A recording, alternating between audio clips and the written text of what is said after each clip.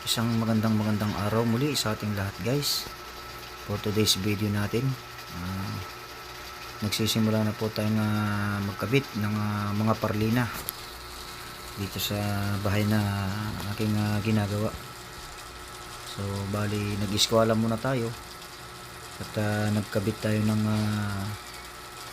tansi para sa mga kahoy, para makuha natin yung diretsyo nya, yung tamang sukat at yung kadiretsuhan nya, para pag tayo'y nagkabit ng yero, maging pantay-pantay siya yung ibabaw.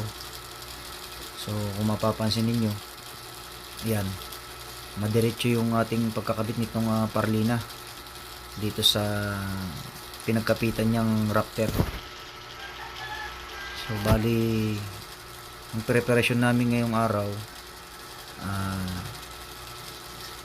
nagdugtong muna tayo ng nagdugtong nung gagamitin nating parlina, kasi ang haba nitong kabuuan sukat nitong bahay, bali 7 metro. So bali sa inches siya, so lumalatak siyang 24 inches or 24 feet. Kaya wala naman tayong mabili sa hardware ng saktong 24 feet na 2x2. Kaya ang ginawa ko na lang, nag-order na lamang tayo ng 12 feet. So bali, nagdugtong na lamang tayo. So ang ginamit nating dugtong is 1 metro para mahaba yung pagkakapitan niya. Kasi kung maiksi lang yung gagamitin nating dugtong, kasi baka matapakan natin, bumigay yung ating dugtong. Kaya hinabaan ko yung dugtong nito. So kung mapapansin nyo, yung tansi na nasa dulo ay kumuha ako ng sukat na 90 cm mula doon sa dulo ng kahoy hanggang dyan sa may tansi. So iniskwala ko siya diretso, kasi hindi ko naman maaabot yung dulo nung kahoy, kasi wala tayong tungtungan na mataas. Kaya ang ginawa ko, iniskwala ko na lamang yung sukat doon sa hangganan ng king post natin. Hinulugan ko, and then iniskwala ko, binatakan ko ng tansi mula doon sa dulo hanggang sa kabilang dulo. Yan. Tapos ginuhitan ko yung 2x2 na kahoy para makuha natin yung diretsyo nya. So yan guys, kung mapapansin nyo, yan, okay na siya. Nakabitan na namin lahat itong kabilang side. So bali, ang haba nitong kabilang side is 12 feet. Yan, 12 feet by 24 ang haba. So yan, yung kabila na yan guys, bali 14 feet naman yan pababa. So inuna muna natin tong maiksi, kasi para meron tayong pagtungtungan dito sa kabila. Yan. So bali, ang bilang nitong 2x2 na parlins ay 7 piraso. Sinukat ko siya sa 60 cm pagipagitan para maganda yung patong ng yero, hindi siya lumubog o lumundo pagka tinapakan natin yung yerong ating ikakabit.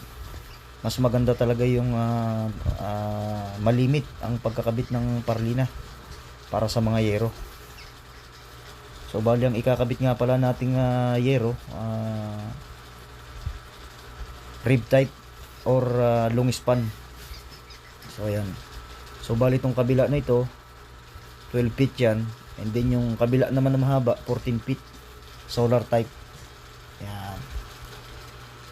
So kung mapapansin nyo yan, may batak ng tansi yan para makuha natin yung diretsyo nung kahoy na ating ikakabit, or yung patag nung kahoy. Ayan. So natapos na namin tong kabila, yung kahoy na ikakabit namin sa kabila, impacket ko muna dito sa helper, kasi para hindi masyadong matakaw sa mata ng mga tao nakapaligid. Impacket ko muna para bukas ikakabit naman namin siya doon sa kabila. So napakasipag niyang helper ko na yan, si EJ. So dyan lang ang bahay niyan sa may malapit dito sa bahay na ginagawa ko. So dalawa lang kaming gumagawa.